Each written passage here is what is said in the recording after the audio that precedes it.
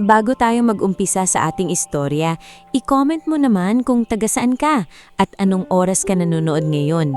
Malay mo, habang pinapakinggan mo ang kwentong ito sa tahimik na gabi, sa maingay na umaga, o habang nagpapahinga ka matapos ang mahabang trabaho, may parte pala ng buhay ni Maristela na makikita mo rin sa sarili mo. Dahil minsan, ang mga taong palaging nauuna sa pagtulong sa iba, sila rin pala ang pinakahuling natutulungan.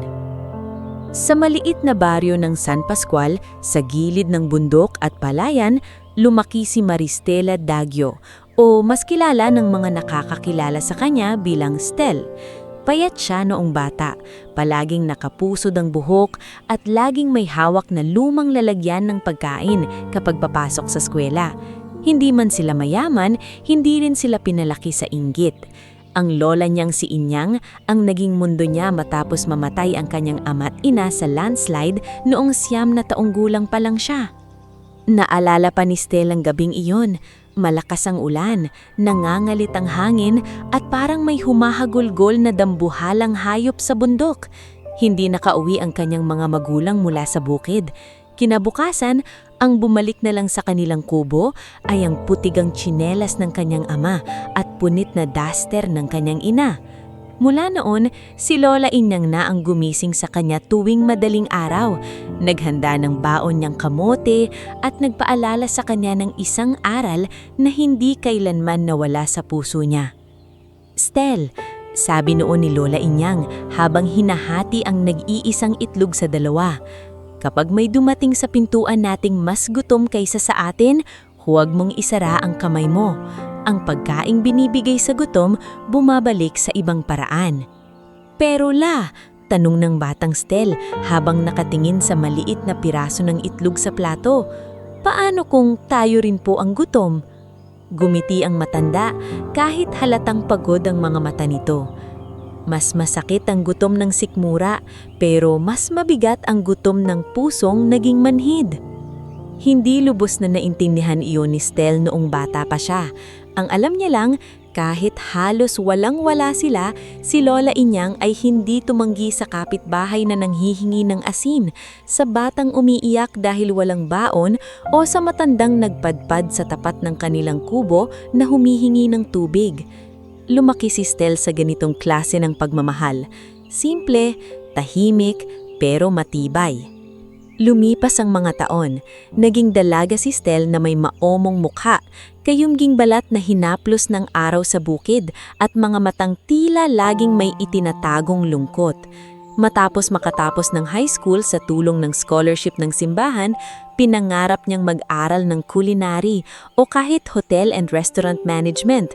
Pero nang magsimulang uminom ng maintenance si Lola Inyang dahil sa rayuma at alta presyon, isinantabi ni Stel ang pangarap. Hindi niya kayang unahin ang sarili habang ang lola niyang nagpalaki sa kanya ay unti-unting nanhihina. Kaya sa edad na 23, sumakay siya ng bus papuntang Maynila, dalang isang lumang backpack, 3 damit, maliit na rosaryo ni Lola Inyang at papel na may address ng kakilala nilang may inuupahang bed space sa Sampaloc.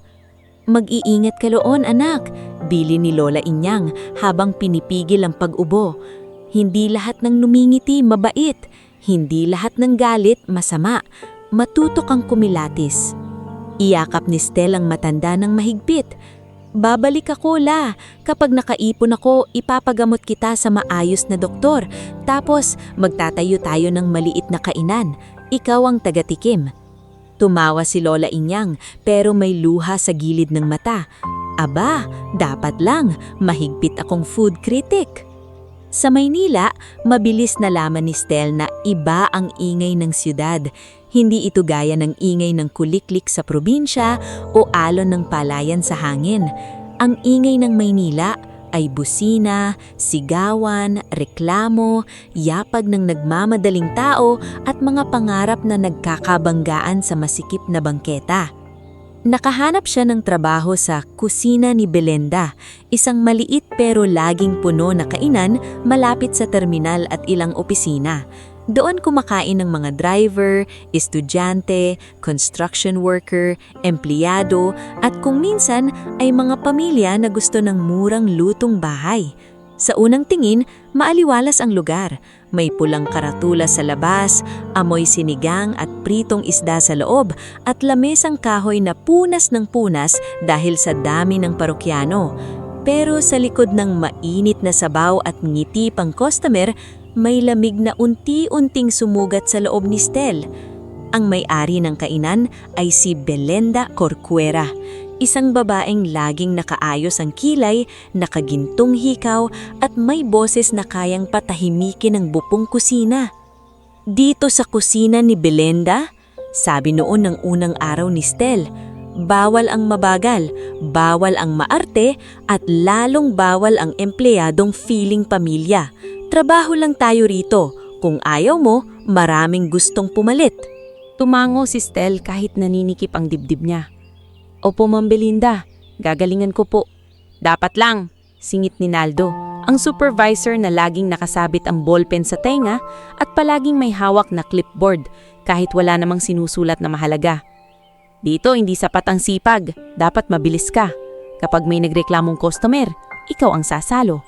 Kapag may nabasag, kaltas. Kapag may maling order, kaltas. Kapag late, kaltas. Malinaw? Opo, mahinang sagot ni Stel. Sa unang linggo pa lang ramdam na niya ang bigat. Siya ang unang dumarating para magpunas ng lamesa, mag-ayos ng baso at magtimpla ng sausawan. Siya rin ang huling umaalis dahil kapag kulang ang dishwasher, siya ang sumasalang sa hugasan. Kapag may customer na mainigin ang ulo, siya ang pinapaharap ni Naldo. Kapag nagkamali ang kusina sa ulam, siya ang napapagalitan. Kapag may natapon sa sahig, kahit hindi siya ang may sala, pangalan niya ang tinatawag. Stel, bilisan mo! Table 6, 2 tapsilog, 1 kape, 1 sabaw. Sigaw ni Naldo isang tanghali habang siksikan ng customers. Opo, Sir Naldo, sagot ni Stel habang halos madulas sa basang sahig. Sa kusina, naroon si Mang Onofre, ang matandang kusinero na may uban sa bigote at kamay na sanay sa apoy. Siya lang ang unang nagpakita kay Stel ng konting lambing sa lugar na iyon. Hiha, dahan-dahan, baka mapaso ka, sabi nito habang inaabot ang tray. Salamat po, Mang Onofre. Kapag gutom ka mamaya, sabihan mo ako. Minsan may natitirang sabaw. Ngumiti si Stel pero hindi niya sinabi na dala siyang hindi nakakakain sa oras. Sa kusina ni Belinda, ang staff meal ay nakadepende sa dami ng tira. At kapag malakas ang benta, madalas wala nang natitira. Kapag ganon, umiinom na lang si Stel ng tubig at sinasabing busog pa siya. Kasama rin niya si Jasmine, ang cashier na may anak na si Trixie. Mabilis magsalita si Jasmine, laging may baong candy para hindi antukin at mahusay magtago ng luha sa likod ng biro. Stel, tandaan mo, pulong ni Jasmine isang araw habang nagbibilang ng sukli. Dito, kapag mabait ka, aabuso sila. Kaya mag-iwan ka ng konting tigas sa sarili mo. Hindi ako marunong maging matigas, sagot ni Stel. Matututo ka rin, hindi dahil masama ka, kundi dahil kailangan. May isa pang batang tumutulong sa hugasan, si Kiko, 17 taong gulang pa lang, tahimik at laging nakayuko. Kapag pinapagalitan ni Naldo, hindi ito sumasagot. Minsan nakita ni Stel na nanginginig ang kamay nito habang nagkukuskus ng kaldero. Kumain ka na ba? Tanong ni Stel. Umiling si Kiko. Mamaya na po, kapag may tira. Mula noon, kapag may kalahating pandesal si Stel, hinahati niya iyon ng palihim at iniiwan sa gilid ng hugasan. Hindi niya sinasabing galing sa kanya, pero alam ni Kiko. Sa tuwing makikita siya nito, bahagya itong ningingiti. Parang sapat na ang maliit na pasasalamat para gumaan ang isang buong araw. Sa labas ng trabaho, nakikitira si Stel sa isang masikip na boarding house kasama si Verna Malapitan, isang laundry worker na may malakas na tawa at malakas ng loob. 4 silang babae sa kwartong halos kasya lang ang 2 double deck, isang electric fan at mga plastic container na ginawang aparador. Stel, mukha ka ng multo, sabi ni Verna isang gabi nang umuwi si Stel na basang-basa sa ulan. Kumain ka ba? Oo, pagsisinungaling ni Stel habang tinatanggal ang sapatos niyang butas na ang gilid. Anong kinain mo? Sabaw. Sabaw lang? May lasa naman. Napailing si Verna. Kumuha ito ng kalahating tinapay sa bag at inabot sa kanya. Hati tayo. Huwag kang tatanggi. Pakasapakin kita ng pagmamahal. Ngumiti si Stel kahit pagod. Ikaw talaga, Verna. Hindi pwedeng laging ikaw ang nagbibigay. Minsan tumanggap ka rin. Pero hirap tumanggap si Stel. Sanay siyang siya ang natitiis. Sanay siyang siya ang umuunawa. Sanay siyang kapag may kulang, siya ang mag-a-adjust. Lalo na nang makatanggap siya ng tawag sa probinsya isang hapon habang nagpapahinga sa likod ng kainan. Stel! Boses iyon ni Mang Turing, kapitbahay nila. Anak, huwag kang mabibigla ha. Si Inyang, 2 gabi nung inuubo ng malala. Ayaw magpatingin kasi wala daw pera. Nanlamig ang kamay ni Stel. Kumusta po siya ngayon? Nakahiga. Sabi niya huwag kang sabihan. Pero hindi tama iyon. Kailangan na yata talagang dala sa doktor. Napatakip si Stel sa bibig. Sa bulsa niya, ang laman na lang ay pamasahe umuwi sa boarding house at ilang barya. Ang sahod niya ay kulang pa dahil may kaltas na naman. Noong nakaraang araw, may nabasag na mamahaling plato sa gilid ng counter. Ang totoo, si Naldo ang nakabangga sa tree habang nagmamadali itong iwas sa inspeksyon ni Belinda. Pero bago pa makapagsalita si Stel, itinuro na niya ito. Si Stel ang may hawak niyan, Mang Belinda. Mabilis na sabi ni Naldo. Nalaki ang mata ni Stel. Sir, hindi po. Ano? Sasagot ka pa? Singhal ni Belinda. Kaltas sa sahod mo. Imported yang plato.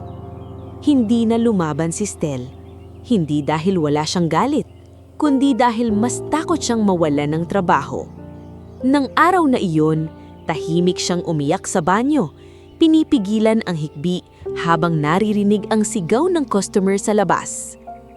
Dahil sa pangangailangan ni Lola Inyang, nilakasan ni Stel ang loob na kontakin ang dating kaklase na si Harleen Montesa, na ngayon ay nagbebenta ng beauty products online at laging nagpo-post ng magagarang kainan. Nag-message si Stel ng maayos, nanghihiram ng maliit na halaga at nangangakong babayaran sa susunod na sahod. Akala niya, pribado ang paghingi niya ng tulong. Pero kinabukasan, nakita ni Verna ang post ni Harleen. May screenshot ng message ni Stel, tinakpan lang ng kuunti ang pangalan pero halatang siya pa rin. Ang caption, "Kaya girls, mag-ipon habang bata. Mahirap yung dati mong kaklase, bigla kang uutangan kasi waitress lang pala bagsak." Parang may pumutok sa tenga ni Stel habang binabasa iyon. Hindi siya nagsalita.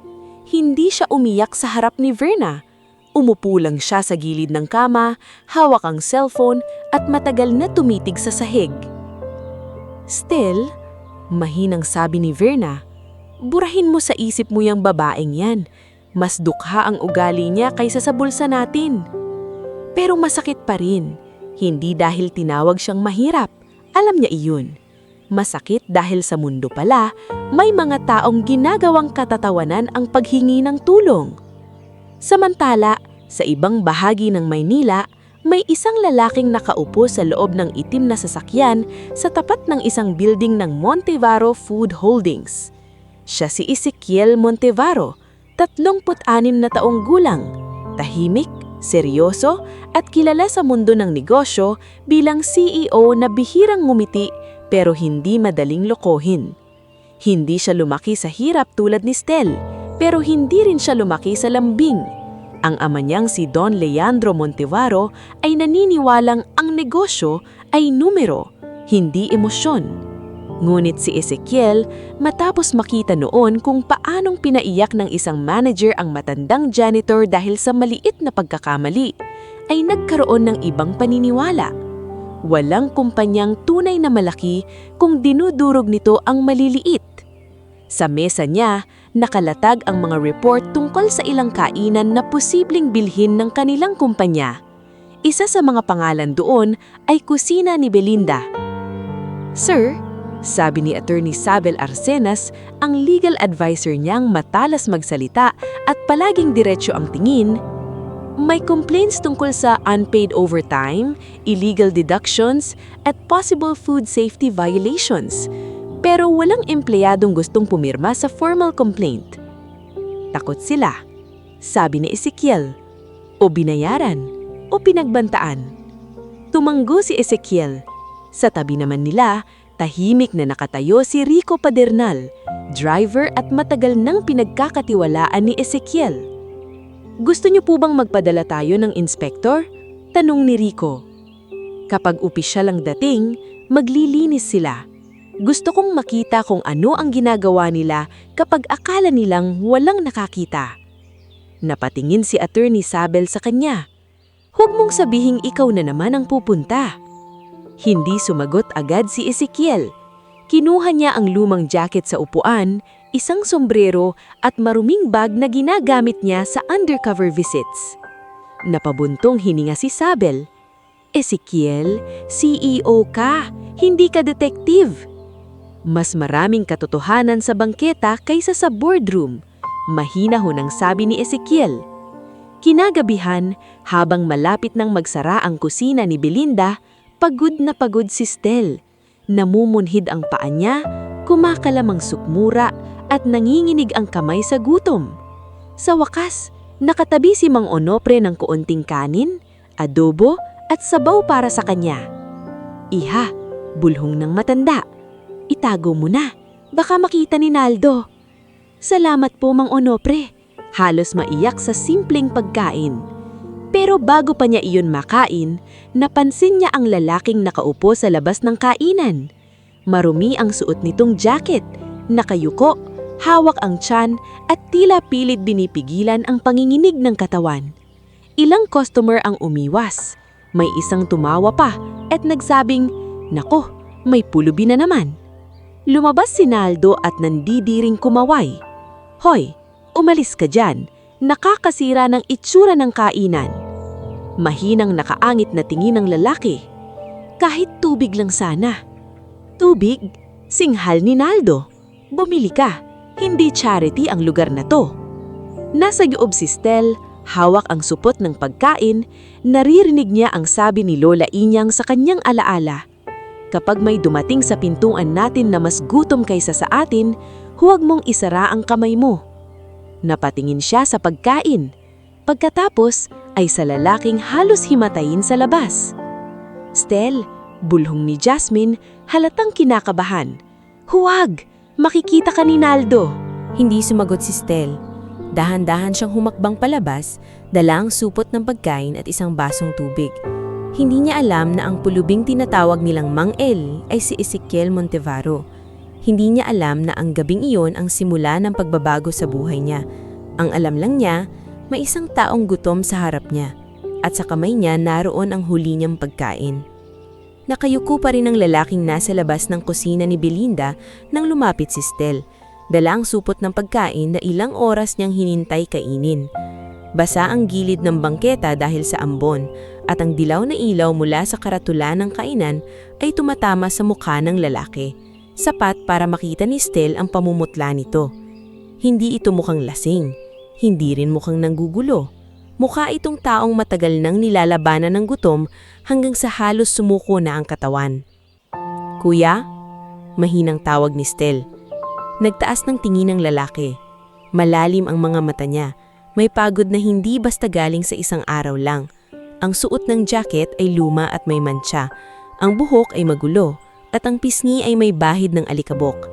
Ngunit sa likod ng lahat ng iyon, may kakaibang katahimikan sa mukha niya. Isang katahimikang hindi napansin ni Stel dahil nangingibabaw ang awa sa dibdib niya.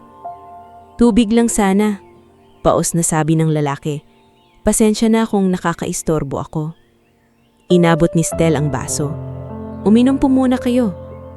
Habang naninginig na tinanggap ng lalaki ang tubig, narinig ni Stel ang mabilis na yabag mula sa loob ng kainan. Paglingon niya, nakita niyang palabas si Naldo. Nanlilisig ang mga mata. Nasa likod nito si Jasmine, kinakabahan, at si Kiko na nakasilip mula sa gilid ng kusina. Si Mang Onofre naman ay nakatayo sa may pinto, hawak ang sandok, halatang nag-aalala. "Stel!" sigaw ni Naldo. "Ano yung ginagawa mo?" Hindi agad nakasagot si Stel. Hawak pa rin niya ang supot ng kanin at adobo. "Sir, bibigyan ko lang po siya ng pagkain. Mukha po siyang..." Wala akong pakialam kung ano ang itsura niya. Ilang beses nang sinabi ni Ma'am Belinda na bawal magbigay ng pagkain sa mga pulubi. Kapag nasanay ang mga yan, araw-araw nang pupunta lito. Ano to, feeding program? Napatingin ang ilang natitirang customer. May isang lalaking nakapolo ang napailing, habang ang isang matandang babae sa sulok ay tahimik lang na nanood. Ramdam ni Stel ang init sa mukha niya, pero hindi niya nagawang ibalik ang pagkain sa loob. Sa isip niya, paulit-ulit ang boses ni Lola Inyang. Mas masakit ang gutom ng sikmura, pero mas mabigat ang gutom ng pusong naging manhid. "Sir," sabi ni Stel, pinipilit maging mahinam. "Pagkain ko naman po ito. Hindi ko po kinuha sa benta. Bigay po ito ni Mang Onofre sa akin kasi hindi pa ako nakakakain." Mas lalong sumama ang tingin ni Naldo. "Ah, so inaamin mong nag-uuwi ka ng pagkain?" "Hindi po inuuwi, kakainin ko po sana." "Pero ibibigay mo sa kanya?" Turuan ni Naldo sa lalaking nasa bangketa. "Nababaliw ka na ba? Ikaw na nga itong puro pagkakamali sa trabaho. Ikaw pa may ganang maging santa." Sa pagkakataong iyon, tumayo si Mang Onofre sa may pinto.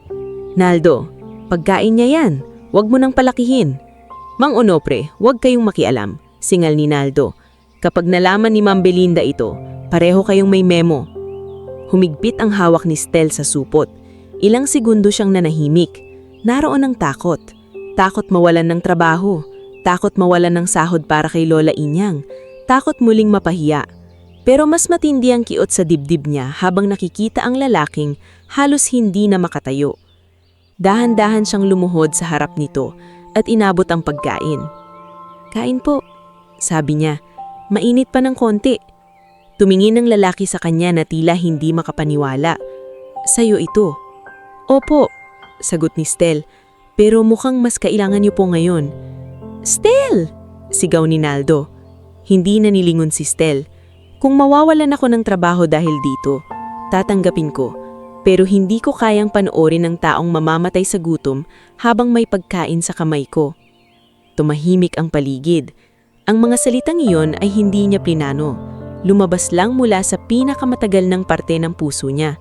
Ang parteng hinubog ng gutom, ng kahirapan, at ng mga gabing si Lola Inyang ay naghahati ng pagkain kahit kulang para sa kanilang dalawa. Tinanggap ng lalaki ang supot ng pagkain. Hindi siya agad kumain.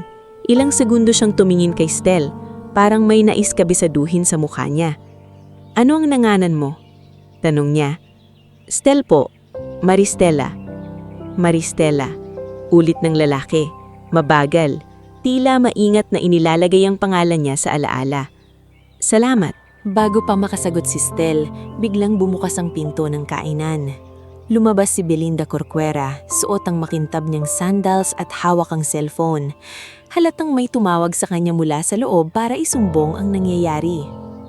"Ano itong eksena sa harap ng tindahan ko?" Malamig niyang tanong. Agad lumapit si Naldo. "Ma'am, nahuli ko po si Stel na nagbibigay ng pagkain sa pulubi. Sinaway ko na po pero sumagot pa." Tumingin si Belinda kay Stel mula ulo hanggang paa. "Akala mo ba mayaman ka para mamigay? O baka naman ginagamit mo ang pagkain ko para magpakabait sa labas?" "Ma'am, hindi po pagkain ng kainan ang kinuha ko. Pagkain ko po iyon. Hindi pa po ako kumakain buong araw." Sandaling kumunot ang noo ni Belinda. Hindi dahil naaawa siya, kundi dahil ayaw niyang marinig iyon ng ibang tao. "Drama na naman. Lahat na lang ng mahirap may dahilan. Pumasok ka sa loob. Pag-uusapan natin ang memo mo bukas." "Ma'am Belinda," mahinang singit ni Jasmine, "sarili naman pong niyang pagkain." "Jasmine," putol ni Belinda, matalimang boses. "Gusto mo bang may memo din?" Agad na yumuko si Jasmine. Hindi dahil duwag siya, kundi dahil naaalala niya ang anak niyang si Trixie na may bayarin pa sa school. Naglakad pabalik si Stel sa loob ng kainan nang mabigat ang dibdib. Sa huling sulyat niya sa lalaki, nakita niyang hawak nito ang pagkain na parang hindi ordinaryong supot, kundi patunay na may natitira pang kabutihan sa lugar na matagal nang tinabunan ng pang-aabuso.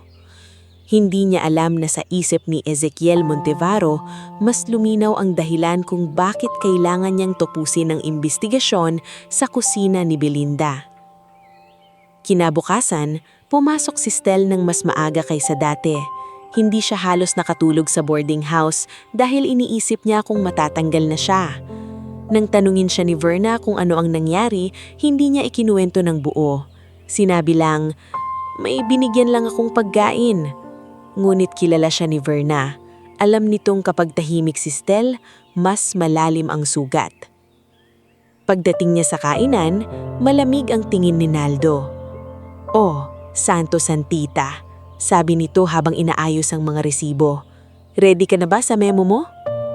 Hindi sumagot si Stel. Isinuot niya ang apron at nagsimulang magpunas ng lamesa. Maya-maya, dumating si Belinda. Hawak nito ang isang papel. "Stel, pagkatapos ng lunch rush, kakausapin kita. At simula ngayon, bawal kang humawak ng staff meal ng walang permiso. Naiintindihan mo?" "Opo, Ma'am Belinda," mahinang sagot. Bumigat ang umaga. Sunod-sunod ang customer. May nagreklamo sa malamig na sabaw, may nagbalik ng kanin dahil matigas daw, may batang nakabasag ng baso na muntik na namang isisi kay Stel. Ngunit sinubukan niyang magtrabaho ng maayos. Kahit nang hihina siya, pinilit niyang ngumiti. Hindi niya alam kung hanggang kailan siya mananatili roon, pero hanggat may trabaho pa siya, gagawin niya ito ng tama. Pagsapit ng 11:00, may pumasok na lalaking nakaayos. May bitbit na brown envelope. Hindi siya mukhang regular customer. Malinis ang polo niya, maayos ang sapatos, at diretsyong lumapit sa cashier. "Good morning," sabi nito kay Jasmine. "Pwede bang mag-order ng pagkain para sa lahat ng tao rito?" Nagulat si Jasmine. "Lahat po?" "Oo, lahat. Lahat ng customers ngayon, at pati staff." Napatingin si Jasmine kay Belinda. Si Belinda naman, biglang lumiwanag ang mukha. "Ay, sir, welcome po. May special po kami ngayon. Ilan pong order?" "Kung ilan ang tao rito. At pakidagdag ito." Inabot niya ang envelope kay Jasmine. Nang buksan ito ni Jasmine, halos malaglag ang panga niya. Nandoon ang malaking halaga ng pera, higit pa sa kikitain ng kainan sa isang buong araw. "Sir, sobra po ito." "Hindi sobra. Bayad ito sa pagkain, at may sulat yan." Inabot ni Jasmine ang maliit na papel kay Belinda. Binasa ito ni Belinda nang nakangiti, ngunit unti-unting nagbago ang mukha niya. Nasa papel ang maikling mensahe. Para sa waitress na marunong kumilala ng gutom kahit siya mismo ay kapos. Tahimik ang ilang segundo. Napatingin si Jasmine kay Stel. Si Mang Onofre na nasa kusina ay bahagyang ngumiti. Si Kiko naman ay napatingin din sa kanya na parang may nakita siyang maliit na liwanag sa madilim na lugar.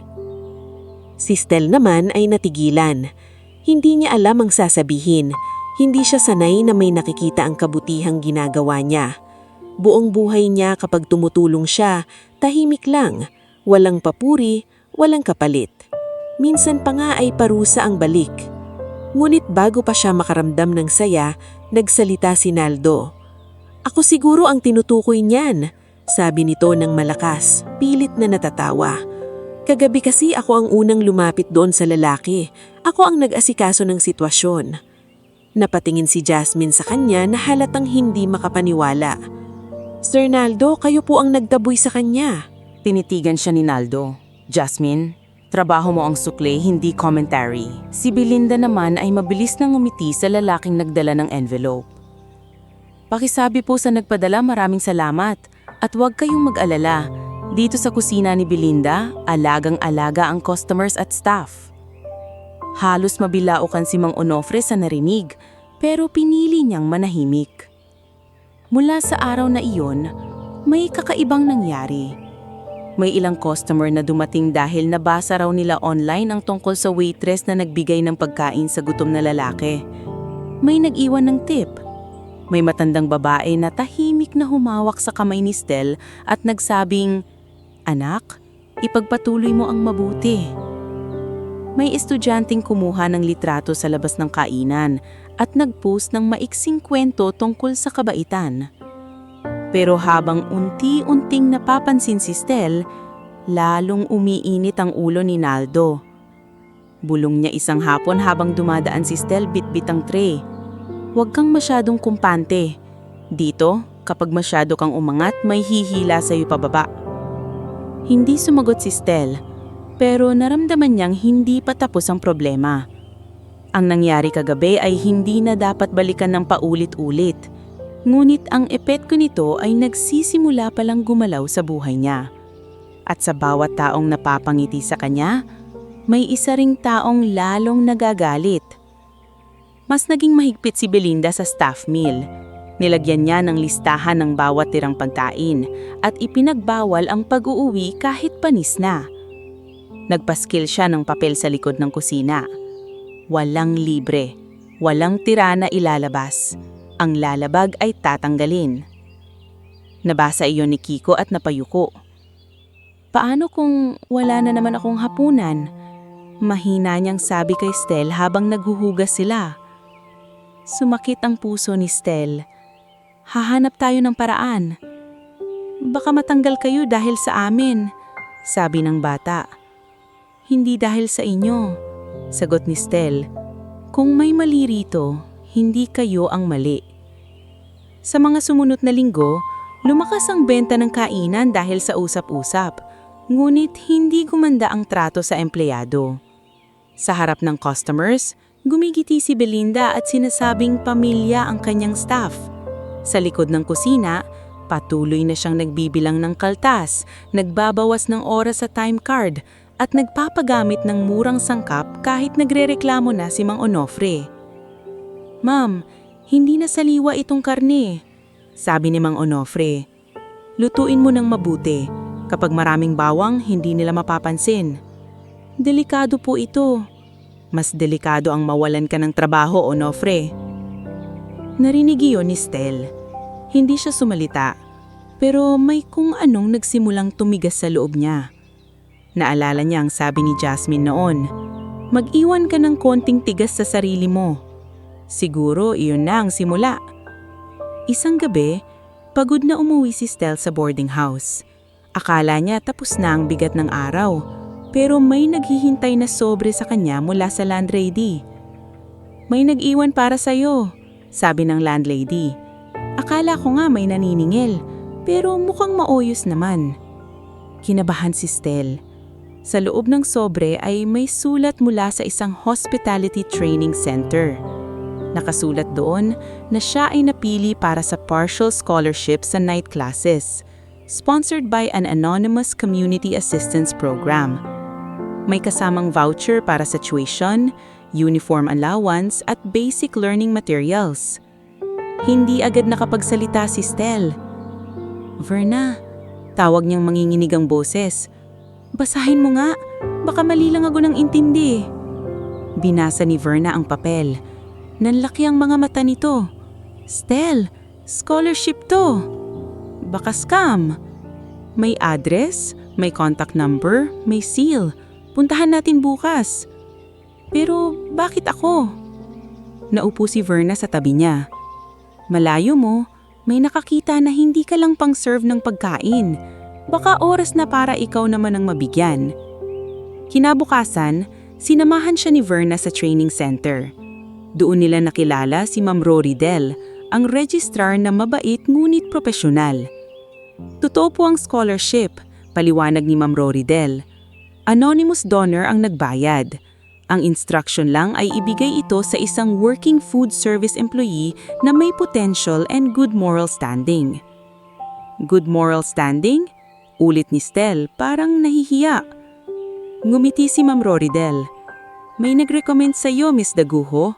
Hindi namin pwedeng sabihin kung sino, pero malinaw ang note. Mas kailangan mo raw ng oportunidad kaysa limos.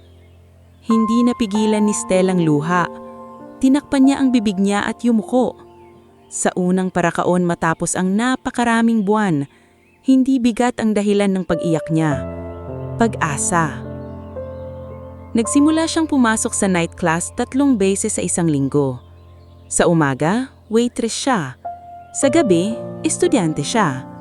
Natutunan niya ang tamang food handling, inventory, customer relations at simpleng business costing. Madalas siyang antukin habang nagsusulat ng notes, pero lumalaban siya. Kapag naiisip niyang wala siyang karapatang mangarap, Tinitignan niya ang pangalan niya sa ID ng training center. Maristela Daguho, Hospitality Management Trainee. Sabi ni Verna isang gabi habang inaayos ang kwelyo ng uniform niya. Parang hindi ako ito, nahihiyang sabi ni Stel. Ikaw yan, ngayon mo lang nakikita. Ngunit habang unti-unting nagkakaroon ng direksyon ng buhay ni Stel, gumagawa naman ng paraan si Naldo para sirain siya. Napansin niyang madalas nang purihin ng customers si Stel. May ilan pang nagtatanong kung siya ba ang waitress na nagbigay ng pagkain noon? Sa bawat papuri, para bang nababawasan ang kapangyarihan ni Naldo.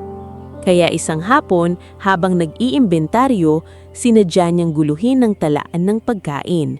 Minarkahan niya ang ilang nawawalang supplies at inilagay sa report na posibleng kinuha ni Stel.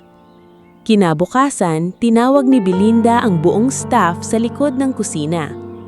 May nananakaw ng pagkain, malamig niyang sabi. Nabkatinginan ng lahat. Base sa report ni Naldo, may nawawalang karne, bigas at ilang packed meals at ayon sa kanya, ang madalas ng huling humahawak ng storage key ay si Stel. Nanlaki ang mata ni Stel. Ma'am, hindi po totoo yan. Nagkunwaring seryoso si Naldo. Stel, huwag mo nang itanggi. Alam naming mahirap ka. Naiintindihan namin kung kailangan mo pero mali ang magnakaw. Parang sinampal si Stel sa salitang iyon. Mahirap ako pero hindi ako magnanakaw, mariin niyang sabi. Inilapag ni Belinda ang isang papel. Pumirma ka rito, resignation, para hindi na lumaki. Hindi po ako pipirma sa kasinungalingan. Tahimik ang lahat. Si Jasmine ay nanginginig pero humakbang pasulong. Ma'am, may mali po sa report. Ako po ang nagbibilang ng resibo sa ilang packed meals. May ibang order na cash pero hindi na e-enter ni Sir Naldo sa system. Namula si Naldo. Jasmine? Sumunod naman nagsalita si Mang Onofre. At kung pagkain ng usapan, ako ang minsang nagbibigay ng tirang sabaw sa staff kapag wala silang makain. Kung may paparusahan kayo, ako. Hindi po nagnakaw si Ate Stel. Dagdag ni Kiko, mahina pero malinaw. Minsan nga po siya pa ang hindi nakakain. Napatigil si Belinda. Hindi dahil naniwala siya agad, kundi dahil hindi niya inaasahan na may magsasalita para kay Stel. Sa unang pagkakataon, hindi nag-iisa si Stel sa gitna ng paratang. Habang nangyayari iyon, sa kabilang bahagi ng lungsod, hawak ni Ezekiel ang report mula kay Rico. Nakalagay doon ang pangalan ni Maristela Daguio, ang scholarship confirmation at ang bagong reklamo tungkol sa theft accusation sa kusina ni Belinda. Tahimik niyang binasa ang bawat linya. Sir, sabi ni Rico, mukhang pinagtutulungan na siya. Hindi agad sumagot si Ezekiel. Inalala niya ang gabing iniyabot ni Stel ang huling pagkain nito kahit alam nitong maaari siyang mapahamak. Hindi pa tayo gagalaw ng padalos-dalos, pero siguraduhin nating walang mabuburang ebidensya. Tumanggo si Rico. Tumingin si Ezekiel sa labas ng bintana. Sa taas ng lungsod, kumikislap ang mga ilaw ng gusbiling, pero ang nasa isip niya ay ang maliit na kainan, ang babaeng waitress na hindi marunong maging manhid, at ang mga taong sanay manakit dahil akala nilang walang makikita. Hindi alam ni Stel na may mga matang patuloy na nagbabantay sa katotohanan. Ang alam lang niya, mula sa gabing ibinigay niya ang huling pagkain nito, may maliit na pagbabagong nagsimula sa buhay niya.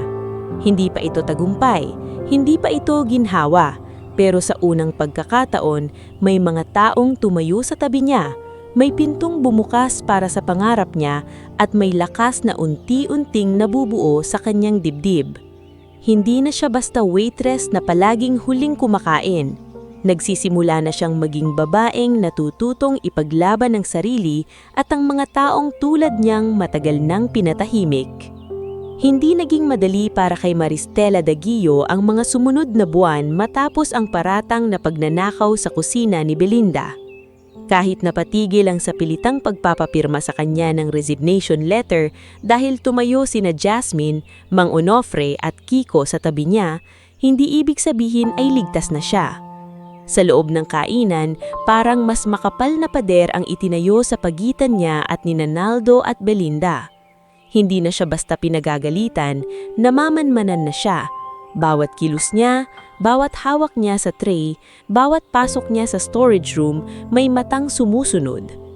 Ngunit kakaiba rin ang nangyari sa loob ni Stel. Noon, kapag tinataasan siya ng boses, agad siyang napapayuko. Kapag napagbintangan, mas inuuna niyang manahimik kaysa lumaban dahil takot siyang mawalan ng trabaho. Pero matapos makita na may mga taong handang magsalita para kanya, may unti-unting nagbago sa dibdib niya. Hindi siya biglang naging matapang sa paraang palaban at maingay. Sa halip, naging matatag siya sa tahimik na paraan. Mas maingat na siyang kumilos, mas malinaw na siyang mag-isip, at mas hindi na siya basta-bastang napapaniwala na siya ang laging mali. Tuwing umaga, pumapasok pa rin siya sa kusina ni Belinda bago sumikat ang araw. Pinupunasan niya ang mga lamesa, inaayos ang mga kutsara at tinidor, nililinis ang baso, at tinitiyak niyang walang dumi ang gilid ng counter. Kapag dumarating ang mga customers, gumingiti siya ng maayos, kahit minsan ay halos hindi pa siya nakakatulog. Pagkatapos ng shift, diretso siya sa night class sa training center, bitbit ang lumang notebook na bigay ni Verna at ballpen na ilang beses nang binalutan ng tape para hindi mabiyak. "Stel, mukhang nilalagnat ka," sabi ni Jasmine isang hapon habang nagbibilang ng barya sa cashier. "Antok lang," sagot ni Stel habang inaayos ang apron. "Antok lang daw? Pero yung mata mo parang 3 araw nang nakikipag-away sa puyat?" Napangiti ng mahina si Stel. "May quiz kami mamaya sa food safety." "Food safety?" Napasulyap si Jasmine sa kusina. "Dapat si Ma'am Belinda ang mag-quiz dyan." Pareho silang napatingin sa likod, kung saan naroon si Mang Onofre na naghihiwa ng gulay. Sa ilalim ng mesa, may nakatabing isang plastic container ng karne na kaninang umaga pa pinagtatalunan nila. Hindi na sariwa ang amoy nito, ngulit pinilit ni Naldo na gamitin dahil sayang daw ang puhunan. "Hindi natin pwedeng hayaan lagi," mahinang sabi ni Stel. Tumingin si Jasmine sa kanya. "Alam ko, pero paano? May anak ako, Stel. Kapag nawalan ako ng trabaho, paano si Trixie?" Hindi agad nakasagot si Stel. Naiintindihan niya si Jasmine. Hindi lahat ng pananahimik ay galing sa pagiging duwag. Minsan, galing ito sa takot na may batang magugutom, may magulang na hindi maipapagamot, may upa na hindi mababayaran. Kaya dapat hindi pa dalos-dalos, sabi ni Stel. Dapat tama ang paraan. Sa night class, ibang mundo ang naghihintay sa kanya. Doon, walang sumisigaw ng, "Bilisan mo!" Walang Naldo na naghahanap ng pagkakamali, walang Belinda na nagbibilang ng bawat butil ng kanin na parang krimen ng gutom. Sa classroom, may whiteboard, may mahinang ugong ng electric fan, at may mga taong katulad niyang may dalang pagod pero ayaw bumitaw sa pangarap. Doon niya nakilala si Dimas Alcaraz, isang dating seaman na umuwi ng Pilipinas matapos maaksidente sa barko. Malaki ang katawan nito, pero mahiyain kapag nagsasalita sa harap ng klase. Pangarap nitong magtayo ng food truck na nagbebenta ng murang almusal malapit sa pier. Para sa mga trabahador sa pantalan, paliwanag ni Dimas nang minsang tinanong siya ni Stel. "Alam ko pakiramdam ng nagtatrabaho ng walang maayos na kain. Kahit mainit na lugaw lang, malaking bagay na." Nakilala rin ni Mirela Bantigue, isang single mom na mahusay gumawa ng tinapay at pastries. Tahimik si Mirela, laging nakaupo sa pinakalikod, pero kapag usapang costing at baking measurements, siya ang pinakamabilis sumagot. May anak itong may hika, kaya tulad ni Stel, alam din nito ang bigat ng pangarap na hinahabol habang may responsibilidad sa bahay. "At ikaw?" Talong ni Mirella kay Stel isang gabi habang naghihintay sila ng jeep. Nag-isip sandali si Stel. Noon, ang sagot niya sana ay, para tumaas ang sahod. Pero nang gabing yon, iba ang lumabas sa bibig niya. Gusto kong magkaroon ng kainan na hindi tinatrato ang empleyado na parang basahan. Yung lugar na kapag pabid ka, tao ka pa rin. Kapag gutom ka, hindi ka papahiyain. Tahimik si Mirela sandali. Pagkatapos ay ngumiti siya. Maganda yan. Kapag natuloy, ako ang gagawa ng tinapay mo. Libre? May discount. Biro ni Mirela. Sa klase nila, pinakamalaki ang naging impluwensya kay Stel ni Professor Celestino Vibal. Matangkad ito, may makapal na salamin, at tila laging seryoso. Nung una natatakot si Stel sa kanya dahil mahilig itong magtanong ng biglaan. Miss Daguo, tawagin nito isang gabi habang tinatalakay ang customer service ethics. Kung ikaw ang manager at nalaman mong hindi kumakain ng staff mo dahil kulang ang staff meal, ano ang gagawin mo? Nagulat si Stel. Maraming matang napatingin sa kanya. Kinabahan siya, pero sumagot siya ng totoo. Una po, aalamin ko kung bakit nangyayari yon. Kung kulang ang budget, iaayos ko po ang costing. Kung may nasasayang na pagkain, gagawa ko ng sistema para ligtas itong mapapakinabangan. Pero hindi ko po hahayaang magsilbi ang staff sa pagkain habang sila mismo ay gutom. Tahimik ang klase. Tumanggo si Professor Vibal. Good answer, sabi nito. Remember this, class.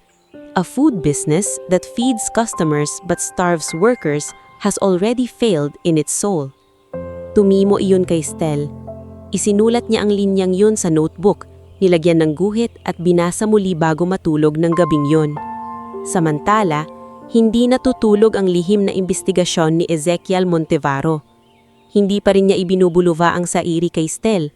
Para sa kanya, delikado kung masyadong maaga siyang kikilos. Kung aasa lang ang kaso sa awa niya kay waitress na tumulong sa kanya, madaling baluktutin yun ni Belinda. Kailangan niya ng ebidensya, matibay, legal at hindi kayang itanggi. Sa isang pribadong meeting sa opisina ng Montevaro Food Holdings, inilatag ni Attorney Sabel Arsenas ang mga hawak nilang impormasyon. May 3 dating empleyado na tayong nakausap, sabi ni Sabel habang pinapakita ang folder. Si Doreen Talampas, dating server, tinanggal matapos magtanong kung tungkol sa overtime pay. Si Lito Fajardo, dating delivery helper, may record na pinapapalabaang sila ang nagpipirma sa mas mababang sahod kaysa totoong tinatanggap.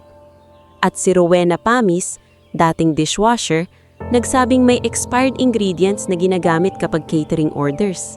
Nakasandal si Ezekiel sa upuan. Seryoso ang mukha. Handa ba silang tumestigo? Si Doreen, oo. Si Lito, nagdadalawang isip.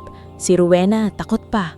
May kapatid siyang nagtatrabaho pa rin sa palengke na supplier ni Belinda. Protektahan natin ang identities nila hanggat kailangan, sabi ni Ezekiel. Si Rico Padernal naman ay naglagay ng maliit na notebook sa mesa. Sir, nakapasok na ako bilang potential supplier contact. Nagpanggap akong naghahanap ng regular buyer ng frozen goods. Nakita ko po ang storage nila. May ilan pong item na lampas na sa recommended date. Tumingin si Sabel kay Rico. May pictures ba? Tumanggo si Rico. Meron, pero hindi pa sapat. Kailangan pa natin ng direct proof na ginagamit nila sa customers. Makukuha natin yan, pero walang masasaktan, walang mapapahamak na empleyado dahil sa atin.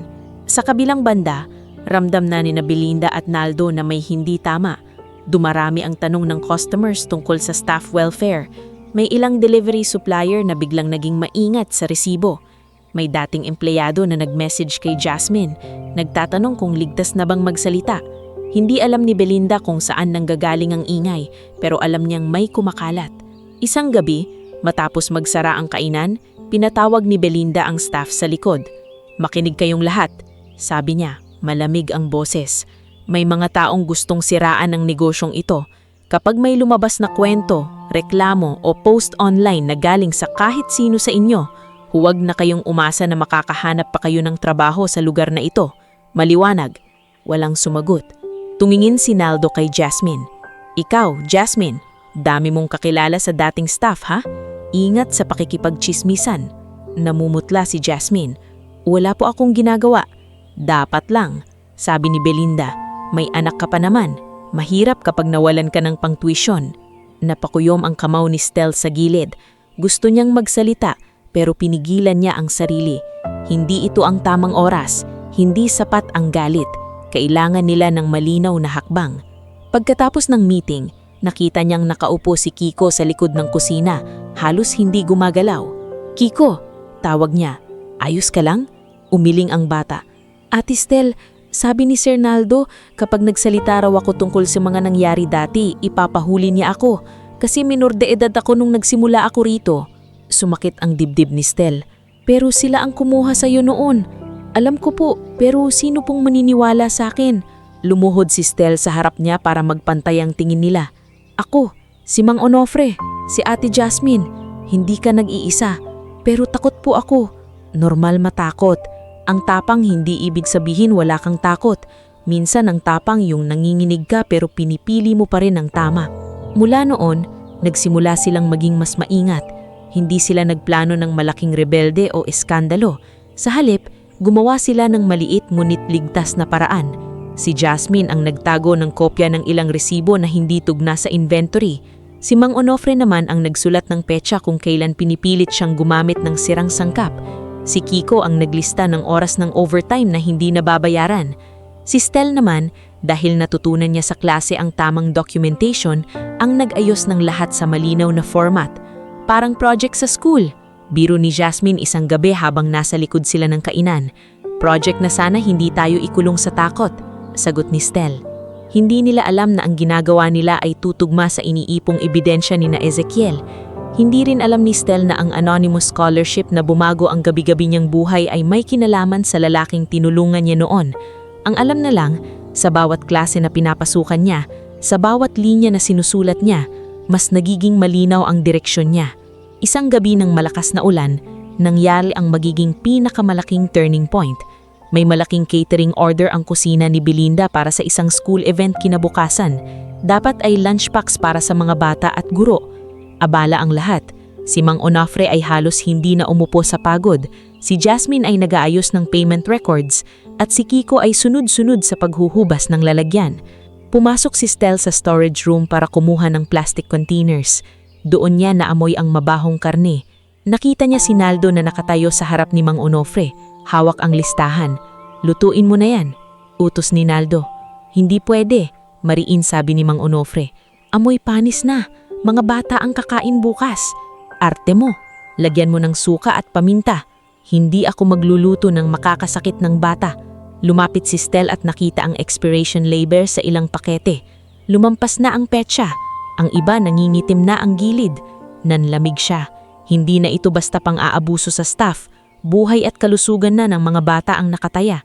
Tahimik niyang kinuha ang cellphone niya at kinuna ng video ang mga pakete, ang label at ang pagtatalo ni Naldo at Mang Onofre. Pero bago pa siya makalabas, napansin siya ni Naldo. "Ano yung ginagawa mo?" Sigaw nito. Napaatras si Stel. Hindi ito pwedeng ihain bukas. Inagaw ni Naldo ang foam niya. "Feeling hero ka na naman? Isauli mo yan," sabi ni Stel, nanginginig pero matatag ang boses. Tinulak siya ni Naldo sa gilid ng storage shelf.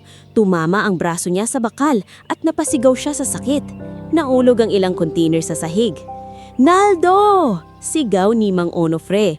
Mabilis na lumapit si Kiko at Jasmine nang marinig ang ingay. Binubura ni Naldo ang phone, pawis na pawis sa galit. "Akala mo may susumbong mo ko?" Masakit ang braso ni Stel pero tumingin siya sa kanya ng diretsyo. Sa kabila ng kirot, may kakaibang tapang sa mukha niya. "Nasend ko na," sabi niya. Natigilan si Naldo. Bago niya inagaw ang phone, naipadala ni Stel ang video kina Verna at Professor Vibal. Natutunan niya iyon matapos ang nangyaring paratang sa kanya. Huwag magtago ng ebidensya sa iisang lugar. Namula sa galit si Naldo. "Pagsisisihan mo to." Hindi umatras si Stel. "Mas pagsisisihan natin kung may batang malalason bukas." Sa labas, patuloy ang ulan. Sa loob ng kusina ni Belinda, nagsimula ng mabasag ang katahimikang matagal na nilang pinilit tiisin. Nang gabing iyon, umuwi si Stel na may pasa sa braso, basang sapatos at halos ubos na lakas. Pero sa kauna-unahang pagkakataon, hindi siya umuwi bilang babaeng talunan. Umuwi siya bilang taong may hawak ng katotohanan. Sa boarding house, sinalubong siya ni Verna na hawak ang cellphone. "Napanood ko ang video," sabi nito, seryoso ang mukha. "Stel, hindi na ito maliit na bagay." Umupo si Stel sa gilid ng kama. Nanginginig na ngayon ang katawan niya hindi lang sa lamig, kundi sa bigat ng nangyari. Alam ko, bulong niya, pero kung hindi ako kikilos, baka may batang mapahamak. Hinawakan ni Verna ang kamay niya. Hindi ka na nag-iisa. Naiintindihan mo? Tumanggo si Stel habang tumutulo ang luha niya. Sa kabilang dulo ng lungsod, natanggap din ni Professor Vibal ang video. Hindi siya natulog ng gabing iyon. Tinawagan niya ang ilang kakilala sa health office at nagtanong kung paano mag-submit ng urgent report nang hindi inilalagay agad sa panganib ang estudyanteng nagpadala. At sa opisina ni Ezekiel Montemaro, natanggap ni Attorney Isabel ang kopya ng parehong video mula sa hiwalay na source kinabukasan ng madaling araw. Nang ipakita niya ito kay Ezekiel, matagal itong nanahimik. Ito na ang direct proof, sabi ni Isabel. Tinitigan ni Ezekiel ang screen. Nakita niya ang nanginginig na video, ang panis na karne, ang galit ni Naldo at ang boses ni Stel na kahit takot ay malinaw pa ring nagsasabing hindi iyon pwedeng ihain sa mga bata. Maghanda tayo, sabi ni Ezekiel, mababa ang boses. Pero siguraduhin nating protektado si Maristela at ang ibang staff. Lalabas ka na ba? Tanong ni Isabel. Hindi agad sumagot si Ezekiel. Sa isip niya, bumalik ang imahe ni Ste noong gabing inabot nito ang huling pagkain sa isang stranghero na akala niya'y wala nang maibibigay pabalik. Noon, kabutihan ang nakita niya. Ngayon, paninindigan. Oo, sabi niya sa huli, pero sa tamang oras. At kapag lumabas ako, hindi na nila maitatago ang totoo. Samantala, hindi pa alam ni Stel kung gaano kalaki ang darating na pagbabago. Ang alam lang niya, nagsimula na ang laban na matagal niyang iniiwasan. Hindi na ito tungkol sa isang supot ng pagkain, isang scholarship o isang paratang na pagnanakaw. Ito'y tungkol sa dignidad ng mga taong araw-araw nagpapakain sa iba, habang sila mismo ay kinakain ng takot, pagod at pangangaabuso. At sa unang pagkakataon sa buhay niya, handa na si Stel na hindi lang mabuhay sa gitna ng hirap. Handa na siyang tumayo. Kinabukasan matapos makuha ni Stel ang video ng panis na karne sa storage room, hindi na naging pareho ang hangin sa kusina ni Belinda. Tahimik ang lahat pero hindi iyon kapayapaan. Para iyong katahimikan bago bumuhos ng isang bagyong matagal nang nabubuo sa itaas. Si Jasmine ay halos hindi makatingin ng diresyo kay Naldo habang nagbibilang ng sukli. Si Kiko naman ay mas mabilis kaysa dati sa paghuhugas pero naginginig ang kamay niya tuwing maririnig niya ang boses ng supervisor. Si Mang Onofre naman ay nasa kusina, mabigat ang mukha habang tinitignan ng mga sangkap na nakahanda sa catering order ng school event. Si Stel ay pumasok ng may benda sa braso. Hindi niya sinabi sa customers kung bakit may pasa siya. Kapag may nagtatanong, ngumingiti lang siya at sinasabing nadulas lang siya habang naglilinis. Pero sa loob niya, malinaw ang lahat. Hindi na siya pwedeng bumalik sa dating takot. Naitodala niya ang video kay Verna at Professor Vibal. Alam na niyang may mga taong naghahanap ng paraan para makarating iyon sa tamang opisina. Pero habang wala pang nangyayari, kailangan niyang manatiling maingat. Pagpasok ni Naldo sa dining area, nakita agad niya ang benda sa braso ni Stel. Huminto siya sandali at ngumiti pero may halatang kaba sa mga okos niya. Ang drama naman ng benda mo. Sabi niya ng mahina, sapat para marinig lang ni Stel. Baka akala ng mga tao inaapi ka rito. Tumingin si Stel sa kanya. Hindi na siya yumuko gaya ng dati. Hindi ko kailangang umarte, Sir Naldo. Mahinahon niyang sagot. May mga bagay na lumalabas din kahit itago. Nanigas ang panga ni Naldo. Mag-ingat ka sa mga sinasabi mo. Matagal na akong nag-iingat, sagot ni Stel. Kaya nga buhay pa rin ako rito. Hindi na nakasagot si Naldo dahil biglang lumabas si Belinda mula sa opisina.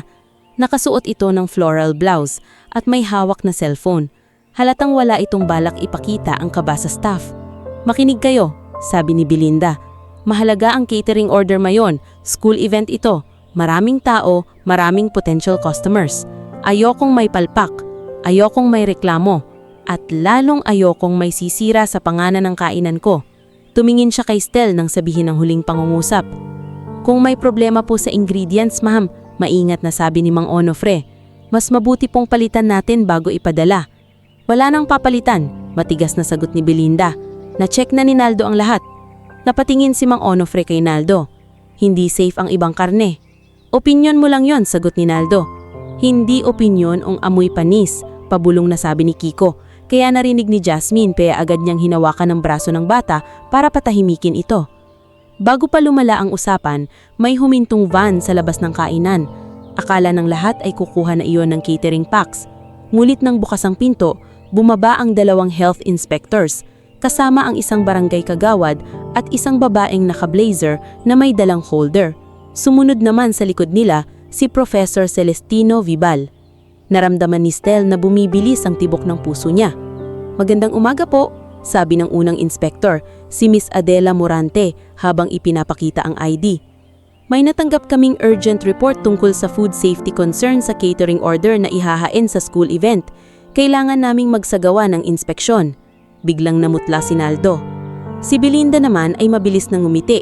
Ang uri ng ngiting ginagamit niya sa customers at suppliers. "Ay, magandang umaga po. Siguro may nagkamali lang ng report. Malinis po ang kusina namin. Kilala po kami rito." "Kung ganon," sagot ni Miss Morante, "madali lang ang inspeksyon." Sinubukang humarang si Naldo sa pinto ng storage room. "Ma'am, abala po kami ngayon. Baka pwedeng pagkatapos na lang ng delivery." "Mas lalong kailangan ngayon," putol ng inspektor. Doon simulang magkagulo. Pinasok ng inspectors ang storage room. Isa-isang binuksan ng containers. Tinignan ang labels at inamoy ang ilang nakatabing karne. Hindi na maitago ni Mang Onofre ang bigat sa muka. Nang makita ni Miss Morante ang expiration date at kondisyon ng ilang sangkap, seryoso siyang lumingon kay Belinda. Hindi ito dapat gamitin. At base sa packaging, mukhang bahagi ito ng ihahandang meals. "Hindi po," mabilis na sagot ni Belinda. "Hindi po namin gagamitin yan. Nakahiwalay lang yan para itapon." "Sinabi niyo po kanina walang papalitan." Maingat na singit ni Stel. Biglang napatingin si Belinda sa kanya. "Ikaw ang tumahimik." Ngulit naroon si Professor Vibal, nakamasid. "Miss Corcuera, may video kaming natanggap kung saan malinaw na pinipilit ang staff na gamitin ang mga sangkap na iyan para sa catering order." Lalong namutla si Naldo. "Edited yun, paninira yun." Tumingin si Belinda kay Stel at sa isang iglap ay binago niya ang kwento. "Siya ang may gawa nito," sabi, itinuro si Stel. "Matagal nang may galit sa management. Nahuli namin siyang nagnanakaw ng pagkain dati. Ngayon, sinisira niya ang negosyo ko dahil pinapirma sa amin siya sa resignation." Parang may lamig na tubig na ibinuhos sa ulo ni Stel. Kahit alam niyang posibleng mangyari iyon, masakit pa ring marinig na muli siyang ginagawang kontrabikta sa kwentong ang tanging ginawa niya lang ay magsalita ng totoo. "Hindi po ako nagnakaw," sabi ni Stel, nanginginig pero malinaw ang boses. "At hindi ko po sinisira ang kainan. Pinipigilan ko lang na may batang makakain ng delikadong pagkain." "Ang galing mong umarte," sinanghal ni Belinda. "Mula nung binigyan mo ng pagkain ng pulubin iyon, akala mo bayani ka na. Baka nga ikaw ang nagpasok ng sirang karni dyan para palabasing masama kami." Nagashap si Jasmine. Hindi na niya napigilan ng sarili. "Ma'am, hindi po totoo yon. Matagal na pong may problema sa inventory. May resibo po akong hawak na hindi tugma sa report ni Sir Naldo." "Jasmine!" sigaw ni Naldo. "Hindi na ako tatahimik," sagot ni Jasmine. Umiiyak na pero matapang. "Ilang buwan niyo po kaming tinatakot. Anak ko po ang ginagamit niyo para manahimik ako. Pero kung may batang malalason dahil sa katahimikan namin, paano ko haharapin ang anak ko?" Sumunod si Mang Onofre. Inilapag niya ang apron sa mesa, mabigat ang hininga. "Ako ang nagluluto rito. Ako ang makukulong sa konsensya ko may mapahamak. Ilang beses ko nang sinabi na hindi pwede ang ibang sangkap. Pinilit nila." Si Kiko, kahit nanginginig, humakbang din. "May listahan po ako ng overtime namin at may mga araw po na pinapagamit nila sa amin ang tira kahit hindi na maayos." Lalong lumaki ang gulo. May ilang customer na napahinto sa pagkain. May mga magulang mula sa school na dumating dahil kumalat na ang balita na may inspeksyon sa supplier ng event. Ang isa sa kanila, si Mrs. Danica Rivera, ay galit na lumapit kay Belinda. "Mga anak namin ang kakain ng pagkain ninyo," sabi nito. "Kung hindi pa may nagsumbong, ano ang mangyayari?" Hindi na makasagot ng maayos si Belinda. Paulit-ulit niyang sinasabing paninira iyon, nainggit lang ang mga empleyado na siya ang tunay na biktima. Ngunit habang mas nagsasalita siya, mas lalo siyang nagmumukhang desperada. At sa gitna ng kaguluhan, huminto ang isang itim na sasakyan sa tapat ng kainan. Bumukas ang pintuan, Bumaba si Rico Padernal, seryoso ang mukha. Pagkatapos ay bumaba si Attorney Isabel Arcenas, dala ang makapal na folder at tablet. Huling bumaba ang isang lalaking nakaayos ang suot, puting long sleeves, dark trousers, at relong simple ngunit halatang mamahalin. Maayos ang buhok nito, malinis ang mukha, at may tindig na sanay sa boardroom. Sa unang tingin, isa siyang negosyanteng may kapangyarihan. Ngunit nang makita ni Stel ang mga mata niya, parang huminto ang mundo. Ang mga matang iyon, hindi na marumi ang jacket niya, wala na ang alikabok sa pisngi, wala na ang panginginig ng gutom. Pero siya iyon, ang lalaking binigyan niya ng kanyang huling pangkain sa labas ng kainan. Si Mang Eli. Napaatras si Stel ng bahagya. Kayo? Tumingin sa kanya ang lalaki. May lambing sa mata pero nanatiling profesional ang mukha. Maristela, sabi niya ng marahan. Narinig iyon ni Belinda. Kilala mo siya? Bago makasagot si Stel, humakbang si Attorney Isabel. Good morning, ako si Attorney Isabel Arcenas, Legal Counsel ng Montevaro Food Holdings, at ito si Mr. Ezekiel Montevaro, CEO ng kumpanya. Para bang sabay-sabay na nawala ng hangin ng mga tao sa loob ng kainan. Si Belinda ay nanlaki ang mga mata. Montevaro? Si Naldo naman ay napahawak sa gilid ng mesa. Nagpatuloy si Isabel. Ilang buwan na kaming nagsasagawa ng independent investigation kaugnay sa reklamo sa kusina ni Belinda. Kasama rito ang illegal salary deductions, unpaid overtime, harassment, falsified inventory records, at possible food safety violations. Hindi totoo yan, nauutalang sabi ni Belinda.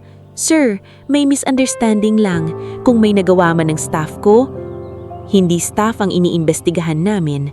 Putol ni Ezekiel, mababa pero malinaw ang boses. Management.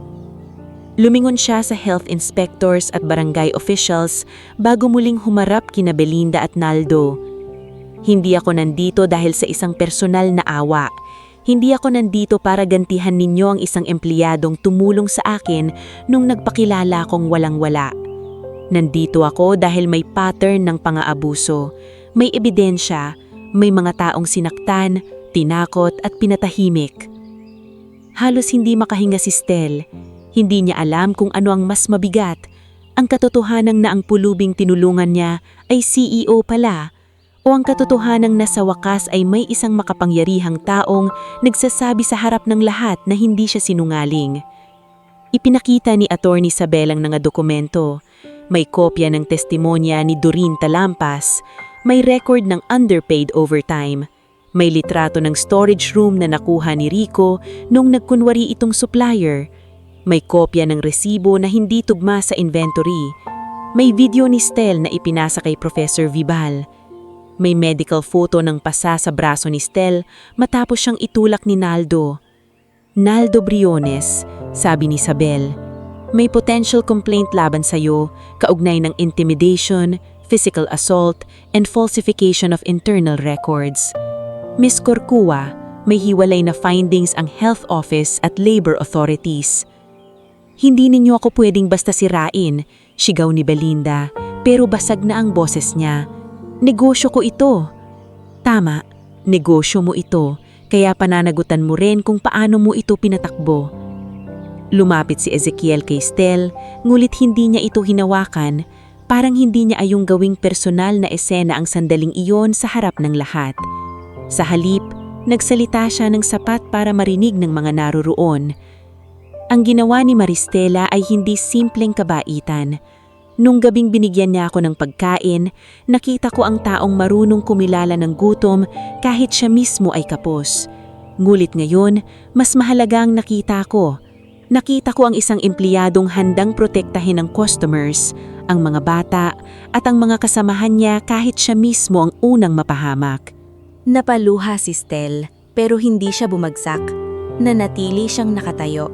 Sa likod niya, naroon sina Jasmine, Kiko, at Mang Onofre. Sa unang pagkakataon, hindi sila mukhang mga taong nakikiusap lang. Mukha silang mga taong nahanap na muli ang sariling dignidad. Naglabas ng official notice ang health inspector. Pansamantalang ipinasara ang kusina ni Belinda habang iniimbestigahan ang food safety violations. Kinuha ang samples ng sangkap, kinunan ng litrato ang storage, at itinala ang testimonya ng staff. Ang catering order para sa school ay kinansela agad, at si Professor Vibal ang tumulong maghanap ng emergency replacement supplier para hindi mapahamak ang event. Si Naldo ay sinubukang umalis, pero hinarang siya ng barangay kagawad. "Sir, kailangan muna kayong magbigay ng statement." "Wala akong kasalanan," sigaw niya, pero hindi na matapang ang boses niya. Ang dati niyang yabang ay napalitan ng takot nang ngayon lang niya naramdaman. Ang takot ng taong sanay manakot, ngunit ngayon ay siya na ang kailangang magpaliwanag. Si Belinda naman ay naupo sa isang upuan, hawak ang cellphone, paulit-ulit na may tinatawagan. Wala nang kinang ang hika niya, wala nang lamig ang titig niya. Hindi siya naging kawawang tao sa mata ni Stel, pero sa sandaling iyon, nakita ni Stel na ang kasakiman pala, kapag nalantad, ay napakapangit tignan. Habang inaayos ng mga opisyalang papeles, lumapit si Jasmine kay Stel at hinakap siya. "Akala ko hindi ko kaya," umiiyak na sabi ni Jasmine. "Kaya mo," sagot ni Stel. "Matagal mo nang kaya. Ngayon mo lang sinabi ng malakas." Si Kiko naman ay lumapit kay Mang Onofre.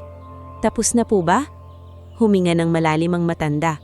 "Hindi pa anak, pero nagsimula na ang tama."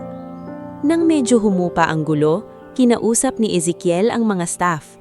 Hindi siya nangako ng milagro. Hindi niya sinabing mawawala agad ang lahat ng problema. Sa halip, sinabi ang mas mahalagang bagay.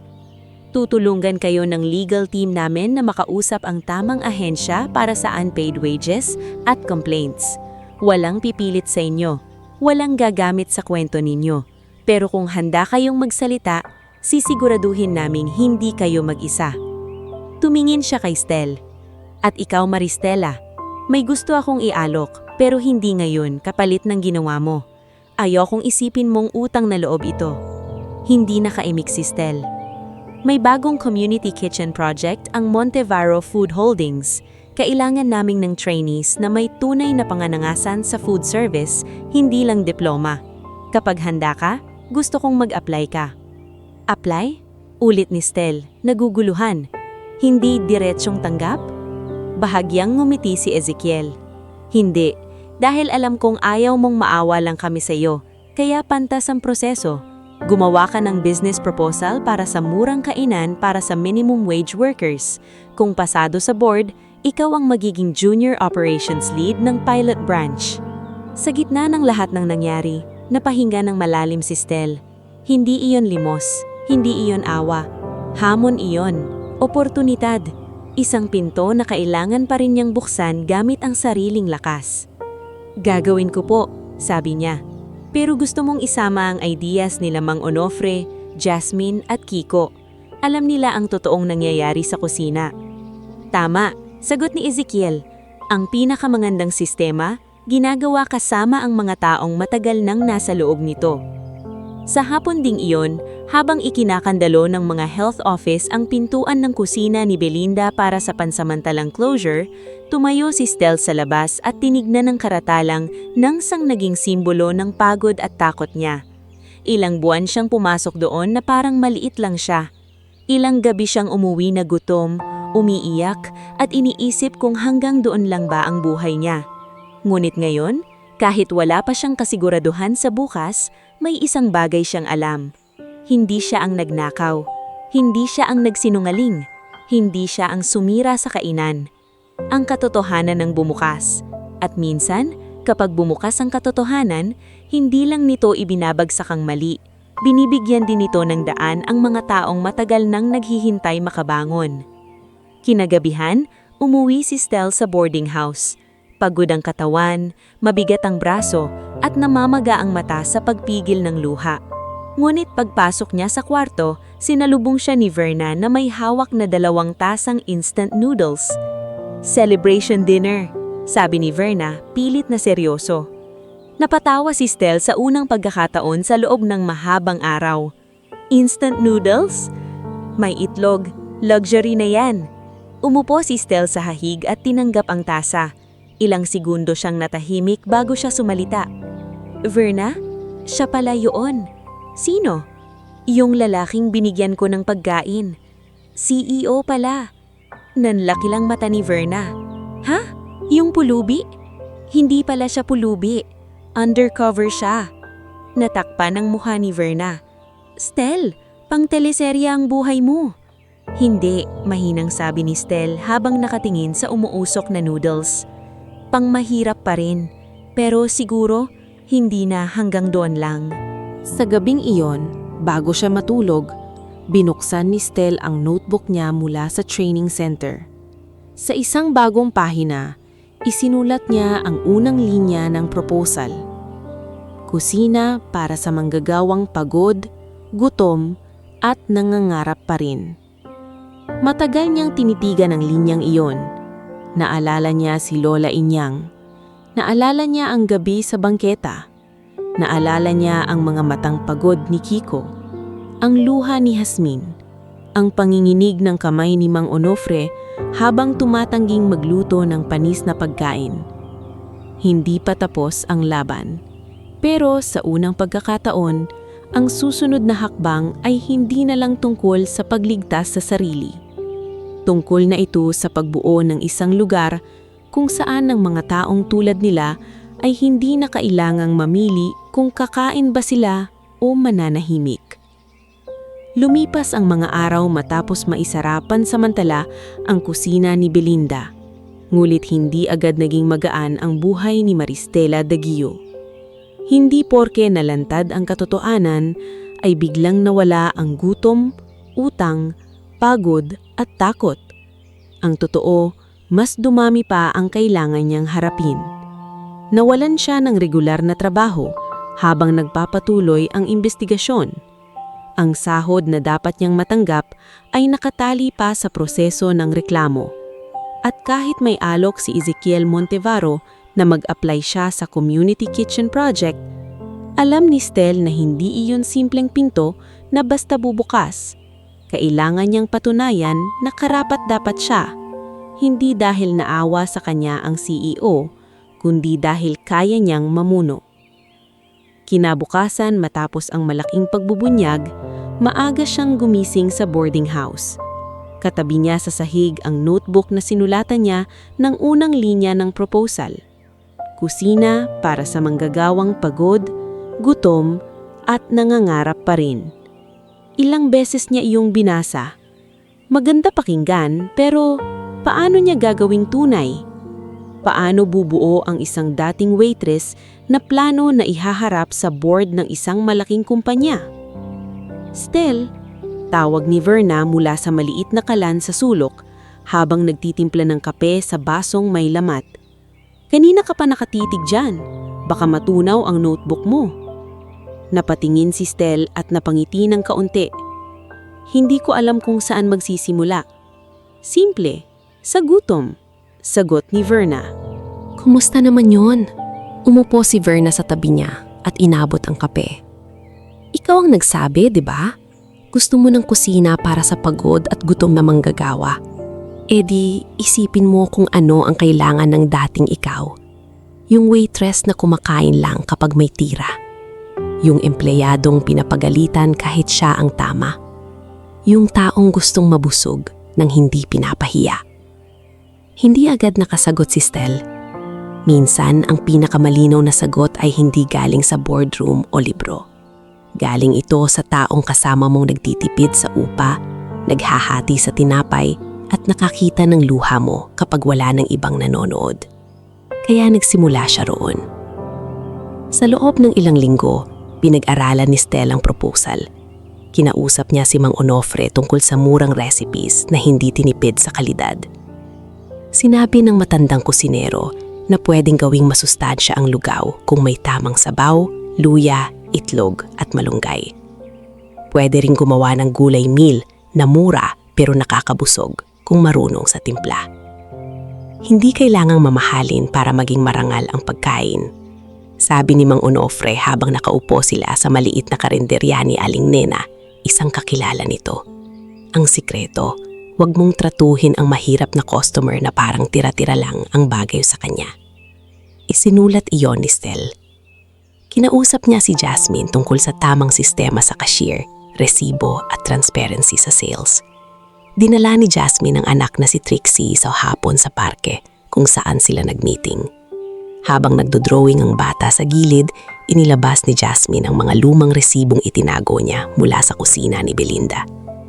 Dito ako natutong dapat malinaw ang record, sabi ni Jasmine. Kapag magulo ang sistema, madaling manisi ng staff. Dapat may daily report, may inventory log, at may pirma ng 2 tao para walang nag-iisang mabibintangan. Isinulat din iyon ni Stel. Kinausap niya si Kiko na pansamantalang tumutulong sa isang maliit na bakery habang naghihintay ng resulta ng reklamo. Nahihiya pa rin ito minsan pero mas diretsyo na ang tingin kaysa dati. Ate Stel, sabi ni Kiko, kung may training program po kayo, sana may oras din para makapag-aral ang staff, yung hindi puro trabaho. Kasi dati po, pakiramdam ko hanggang hugas lang ako habang buhay. Napahinto si Stel sa pagsusulat. Hindi ka hanggang hugas, Kiko. Nungiti ito ng mahina. Ngayon ko lang po sinisimulang paniwalaan. Kinausap din ni Stel si Professor Celestino Vibal sa training center. Dinala niya ang unang draft ng proposal. Puno ng bura, kulang sa computation, pero buo ang puso. Binasa iyon ni Professor Vibal ng matagal. Tahimik siya, kaya lalong kinabahan si Stel. Sir, maingat niyang tanong, pangit po ba? Ibinaba ng professor ang papel at inayos ang salamin. Hindi pangit, pero kulang. Nanlumo si Stel, pero hindi umiyak. Sanay na siyang masabihang kulang. Ang kaibahan ngayon, gusto niyang malaman kung paano pupunan. Ano po ang kulang? Numbers, sagot ni Professor Vibal. Maganda ang puso ng proposal mo pero hindi mabubuhay ang kusina sa puso lang. Kailangan mo ng costing, supplier plan, wage structure, safety protocol, training schedule, at contingency kapag matumal ang benta. Napayuko si Stel. Hindi ko po alam kung kaya ko yan. Hindi mo kailangang alam agad, sabi ng professor. Kaya ka nag-aaral, kaya ka humihingi ng tulong. Ang leader, hindi yung marunong sa lahat. Ang leader, yung marunong makinig sa tamang tao. Mula noon, naging mas seryoso ang paghahanda. Tinulungan siya ni Dimas Alcaraz gumawa ng simpleng supply route at delivery schedule dahil may karanasan ito sa logistics noong seaman pa siya. Si Mirela Bantigue naman ay gumawa ng sample bread rolls na pwedeng isama sa breakfast meal. Mura ngunit masarap. Si Verna, kahit hindi parte ng food business, nagbigay ng practical na ideya tungkol sa uniforms at laundry cost. Ako na bahala sa labada niyo kapag natuloy yan, sabi ni Verna. Pero may bayad ha, discount lang, hindi libre. Negosyante na rin ako. Tumawa si Stel. Sige, official laundry partner ka. Hindi iyon biro na nanatiling biro. Paglipas ng ilang buwan nang maaprobahan ng pilot program, si Verna nga ang naging laundry partner ng mga uniform ng staff. Mula sa babaeng nakikipagsiksikan sa boarding house, unti-unti rin siyang nakaipon para makapagrenta ng maliit na pwesto para sa laundry service.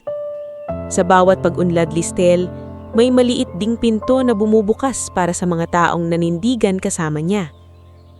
Dumating ang araw ng presentation sa Montevaro Food Holdings. Suot ni Stel ang simpleng puting blouse na hiniram niya kay Verna, black slacks na binili sa ukay-ukay, at sapatos na pinakintab niya kahit luma na. Nanginginig ang kamay niya habang hawak ang folder. Sa loob ng conference room, naroon si Ezekiel, Attorney Sabel, ilang board members, at 2 operations consultant na mukhang sanay magtanong ng mahirap. Bago siya magsimula, napatingin siya kay Ezekiel. Hindi ito't gumiti ng malaki. Tumango lang ito parang sinasabing, "Kaya mo." Huminga ng malalim si Stel. "Magandang umaga po. Ako po si Maristela Dagyo. Dati po akong waitress sa kusina ni Belinda.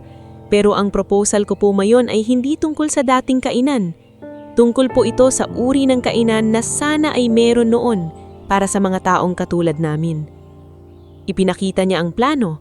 murang pagkain para sa minimum wage workers, malinaw na food safety standards, staff meal policy, transparent payroll, training program para sa entry-level workers, at daily community meal fund kung saan bahagi ng kita ay ilalaan sa libreng pagkain para sa mga walang pambili. Tinawag niya itong kusina ng bukas. Maraming tanong ang board. Paano kung malugi? Paano kung abusuhin ang free meal program? Paano sisiguraduhing hindi magiging pabigat ang staff meal sa costing? Paano pipili ng trainees? Paano hahawakan ng supplier quality? Sa bawat tanong, hindi perpekto ang sagot ni Stel pero tapat siya. Kapag alam niya, sinasagot niya ng malinaw. Kapag hindi niya alam, sinasabi niyang kailangan pa ng pag-aralan. Hindi siya nagpanggap na eksperto. Pinakita niya ang karanasan, paghahanda, at paninindigan. Sa dulo, nagsalita ang isang board member na si Mr. Gavino Teodoro. Miss Daguio, maganda ang intensyon mo pero maraming negosyong nagsisimula sa magandang intensyon at nauuwi rin sa pagkalugi. Tumanggo si Stel. Tama po kayo sir, kaya po hindi ko hinihingi na paniwalaan ninyo ang intensyon ko lang. Hinihingi ko na subukan natin ang sistema sa maliit na pilot branch. May malinaw na audit, may measurable targets, at may karapatang itigil kung hindi gumana. Pero kung gagana po ito, mapapatunayan natin na pwedeng kumita ang isang kainan, hindi nang inaapi ang manggagawa at hindi niluloko ang customer. Tahimik ang kwarto. Pagkatapos ng presentation, pinapahintay siya sa labas. Umupo siya sa hallway, hawak ang rosaryo ni Lola Inyang. Ilang minuto ang lumipas pero pakiramdam niya ilang taon. Nang bumukas ang pinto, lumabas si Attorney Sabel. "Maristela," sabi nito, "pasok ka." Pagbalik niya sa loob, si Ezekiel ang nagsalita. Approved ang pilot branch, 6-month trial. Ikaw ang Junior Operations Lead, under supervision ng Senior Operations Team. Hindi ito regalo, trabaho ito, mabigat ito, at maraming araw na iisipin mong mas madali pa ang dati mong trabaho. Naluha si Stel pero gumiti siya. "Handa po ako." Hindi pala siya lubusang handa sa bigat. Sa unang taon ng kusina ng bukas, maraming beses siyang muntik sumuko. May supplier na hindi dumating sa oras, may customer na nagreklamong maliit daw ang serving kahit subsidized na ang meal. May trainee na umalis matapos 2 linggo. May executive na nagsabing masyadong mabagal ang return of investment. May gabing umuwi si Stel sa boarding house, ibinagsak ang katawan sa kama at umiyak dahil pakiramdam niya baka mali ang lahat ng paniniwala niya. Pero tuwing naiisip niyang bumitaw, may nagpapaalala kung bakit niya sinimulan. Isang madaling araw nakita niya si Kiko sa kusina. Maagang nag-aaral ng recipe habang may bukas na module sa tabi. "Anong ginagawa mo dito?" Tanong ni Stel. "Practice po," sagot ni Kiko. Ayokong sayangin yung chance. Sa ibang araw, nakita niya si Jasmine na nagtuturo sa bagong cashier trainee kung paano mag-record ng sales ng tama. "Huwag kang matakot sa numero," sabi ni Jasmine sa trainee. "Ang numero kapag malinis, proteksyon mo yan." Si Mang Onofre naman ay naging head recipe consultant. Hindi na siya kailangang sumigaw para mapakinggan. Kapag sinabi niyang hindi safe ang ingredient, agad itong pinapalitan. Unang beses sa matagal na panahon, naramdaman niyang ang karanasan niya ay hindi pasanin, kundi yaman. Lumipas ang 2 taon. Ang pilot branch ng kusina ng bukas ay hindi naging instant na sikat, pero naging matatag. Unti-unti itong dinayo ng mga jeepney driver, call center agents, construction workers, estudyante, security guards, at mga nanay na naghahanap ng murang pagkain para sa anak. Ang lugaw na may dangal, recipe ni Mang Onofre, ang naging pinakamabenta tuwing umaga. Ang vegetable meal ni Mirella na may kasamang maliit na bread roll ay naging paborito ng mga estudyante. Si Jasmine ay naging branch cashier trainer at nakapag-enroll si Trixie sa mas maayos na paaralan. Si Kiko naman ay naging assistant cook matapos tapusin ang vocational course na sinuportahan ng programa. Si Verna, tulad ng pangako niya, ang humawak ng uniforms at linens, hanggang sa makapagdagdag siya ng 2 empleyado sa laundry service niya. Si Doreen Talampas, ang dating empleyadong natakot magsalita laban kay Belinda, ay bumalik din sa buhay ni Stel. Noong una, nahihiya ito. "Pasensya na, Stel," sabi ni Doreen nang magkita sila sa opisina ng branch. "Kung noon pa ka nagsalita, baka hindi na kayo umabot sa ganun." Hinawakan ni Stel ang kamay niya. "Takot ka rin noon, naiintindihan ko. Gusto ko sanang tumulong ngayon," sabi ni Doreen. "Kung may lugar pa." Nagkaroon ng lugar. Naging staff coordinator si Doreen para sa mga bagong trainees, lalo na sa mga manggagawang galing sa abusadong trabaho. Siya ang madalas kumausap sa mga takot magtanong, takot magkamali, at takot mawala ng oportunidad. Ngunit sa gitna ng pag-unlad, dumating ang pinakamabigat na pagkawala sa buhay ni Stel. Isang umaga, dinala ni Stel si Lola Inyang sa unang branch ng kusina ng bukas. Matanda na ito, mas payat kaysa dati, at kailangan ng alalayan sa paglakad. Pero nang makita nito ang karatula, matagal itong tumigil. "Kusina ng bukas," basa ni Lola Inyang, nanginginig ang boses. "Aba, sosyal na ang apo ko." Napatawa si Stel habang napupunasan ng luha. "Hindi sosyal la, pagod pa rin." "Pero masaya?" Tumingin si Stel sa loob ng kainan. Nakita niya ang staff na kumakain muna bago magsimula ang rush hour. Nakita niya si Kiko na nagtatawa kasama ang trainees. Nakita niya si Jasmine na inaayos ang resibo. Nakita niya si Mang Onofre na tikim ng tikim sa sabaw. "Opo," sagot ni Stel. Masaya, pinatikim niya kay Lola Inyang ang lugaw na may luya, itlog at malunggay. Mabagal itong kumain pero ngumiti sa unang subo. "Masarap," sabi ng matanda. "Pero kulang sa yakap, ha? Kapag pagkain para sa pagod, dapat ramdam na may yumakap sa sikmura." Mula noon, inayos ni Stel ang timpla ng lugaw ayon sa payo ni Lola Inyang. Ilang linggo pagkatapos ng pagbisitang iyon, pumanaw ang matanda sa San Pascual. Tahimik ang naging pagpanaw niya. Walang malaking drama, walang mahabang paghihirap. Natulog siya isang gabi matapos hawakan ng kamay ni Stel at hindi na nagising kinabukasan. Sa burol, ibinigay ni Mang Turing kay Stel ang lumang kwaderno ni Lola Inyang. Naandon ang mga recipe, listahan ng utang noong kabataan, at ilang sulat na hindi na ipadala. Sa huling pahina, may mensahe para kay Stel. "Anak, kung mabasa mo ito, ibig sabihin may narating ka na. Huwag mong hayaang maging bato ang puso mo kapag umangat ka. Ang taong nag-utong at natutong magpakain, siya ang tunay na yaman." Umiyak si Stel ng tahimik. Hindi na siya humagulgol tulad noong bata siyang nawalan ng magulang. Iba ang sakit ngayon. Mas malalim, mas payapa, pero mas matagal mawala. Sa loob ng ilang araw, hindi siya pumasok sa branch. Si Ezekiel mismo ang pumunta sa San Pascual para makiramay, kasama si Attorney Isabel at Rico. Hindi siya umiksena, hindi siya nagdala ng kamera o press. Tahimik lang siyang nag-abot ng bulaklak at yumuko sa harap ng kabaong. "Salamat sa pagpunta," sabi ni Stel. "Siya ang nagturo sa iyo ng ugat ng lahat ng ito. Dapat lang siyang pasalamatan." Pagbalik ni Stel sa Maynila, hindi niya itinago ang lungkot. Ginamit niya ito bilang paalala. Pinangalanan niya ang libreng meal program ng kusina ng bukas na Lutong Inyang. Araw-araw may nakalaang bilang ng pagkain para sa matanda, batang gutom, o manggagawang walang sapat na pambili. Hindi ito ginawang paawa.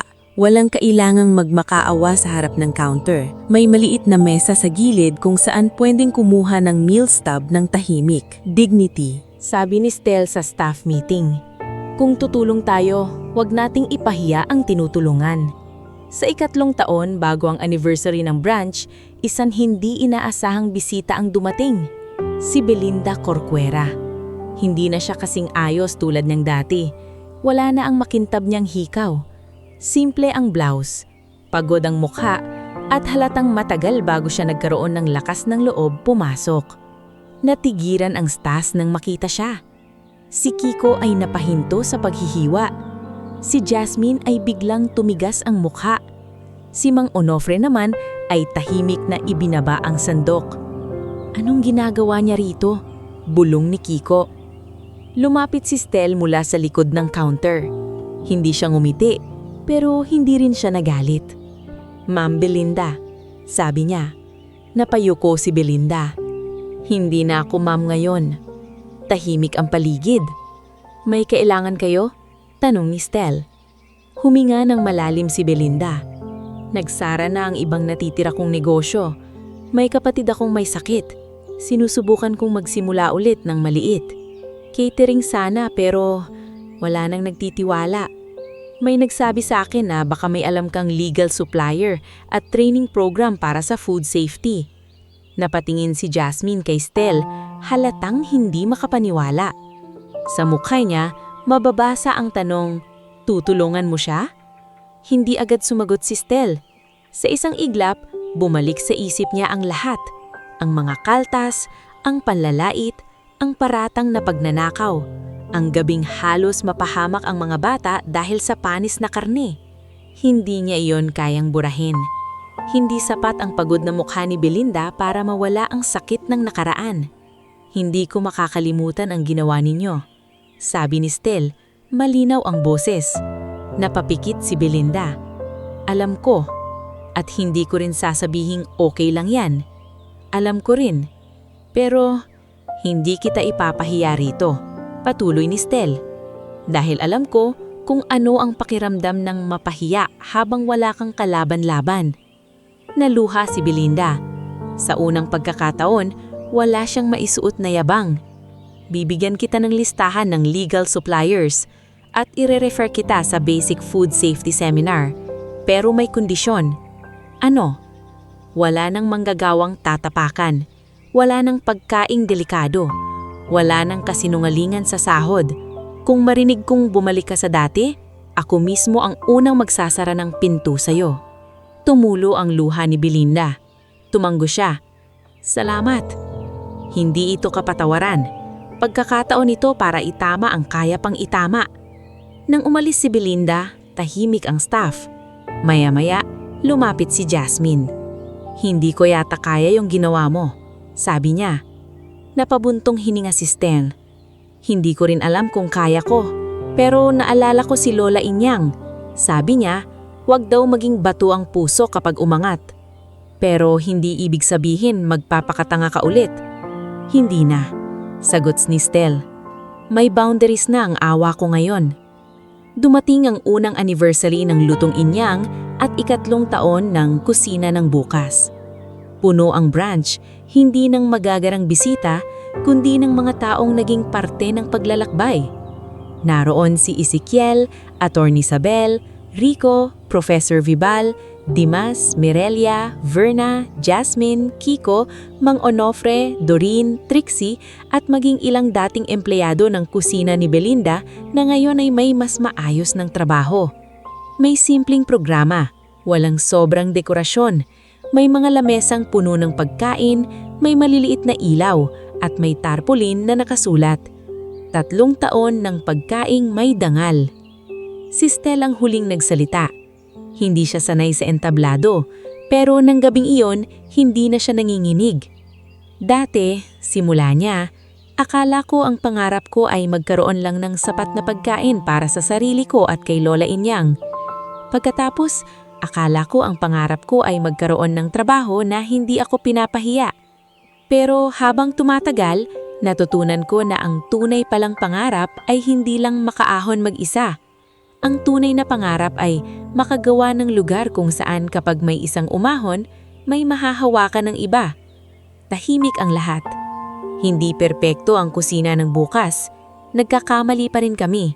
Napapagod pa rin kami. Minsan kinakapos pa rin kami. Pero may isang pangako kaming hindi bibitawan. Walang taong magpapakain habang siya mismo ay tinatratong walang halaga. Palakpakan ang sumunod. Sa gilid, tahimik na pinunasan ni Mang Onofre ang mata niya. Si Kiko ay nakangiti ng buong buo. Si Jasmine ay yakap si Trixie. Si Verna naman ay sumigaw ng libreng laundry bukas bago biglang bumawi. Joke lang, may discount. Nagtawanan ng lahat. Pagkatapos ng programa, lumabas si Stel sa harap ng kainan. Gabi na. Mas maliwanag na ang kalsada kaysa nung gabing binigay niya ang huling pagkain niya sa isang lalaki na akala niya ay pulubi. Sa gilid ng pinto, may maliit na mesa para sa Lutong Inyang meals. Nilagyan niya ito ng 3 bagong meal packs. Lumapit si Ezekiel at tumayo sa tabi niya. Hindi mo pa rin nakakalimutan ang mesang ito, sabi niya. Hindi dapat kalimutan. Sagot ni Stel. Pero hindi na ako nakakulong sa gabing iyon. Iba na ngayon. Tumango si Ezekiel. Noong gabing iyon, inakala kong mabait ka lang. Ngayon, alam kong mas malaki roon. Leader ka, Maristela? Napatingin siya rito. Minsan natatakot pa rin ako. Good, sabi ni Ezekiel. Ibig sabihin, alam mo'n mahalaga ang hawak mo. Tahimik silang tumingin sa loob ng kainan.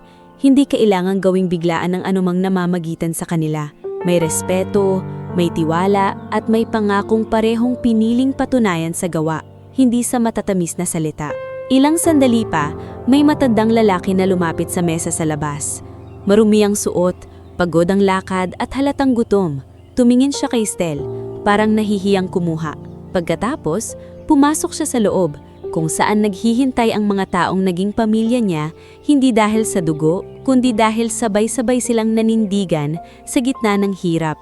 Nandun ang tawanan, pagod, amoy ng bagong lutong sabaw, at ang katahimikang hindi na nakakatakot. Katahimikan iyon ng isang pangarap na sa wakas ay may sariling tahanan. At sa labas, sa ilalim ng ilaw ng kusina ng bukas, may isang taong gutom na kumain ng hindi hinusgahan. Doon nagtapos ang kwento ni Stel bilang biktima ng pang-aabuso. At doon nagsimula ang habang buhay niyang papel bilang babaeng nagpapatunay na ang isang huling pagkain, kapag ibinigay ng may pusong hindi manhit, ay pwedeng maging simula ng isang buong mundong mas makatao. Ngumiti si Stel. Para po sa inyo yan, mainit pa. Nanginginig na kumuha ng matanda ang pagkain. Salamat, Hiha! Naramdaman ni Stel ang kirot at saya na sabay sa dubdib niya. Sa isang iglap, parang nanduroon si Lola Inyang sa tabi niya. Nakangiti. Hindi na siya ang waitress na palaging huling kumakain. Hindi na rin siya ang babaeng takot magsalita. Siya na ngayon ang babaeng natutong gawing tahanan ng kusina. Gawing lakas ang sugat. At gawing dignidad ang bawat plato ng pagkain. Sa huling pagkakataon bago isara ang brunch ng gabing iyon, inayos ni Stel ang maliit na karatula sa mesa. Kumuha kung gutom, magbigay kung kaya. Walang kailagang mapahiya.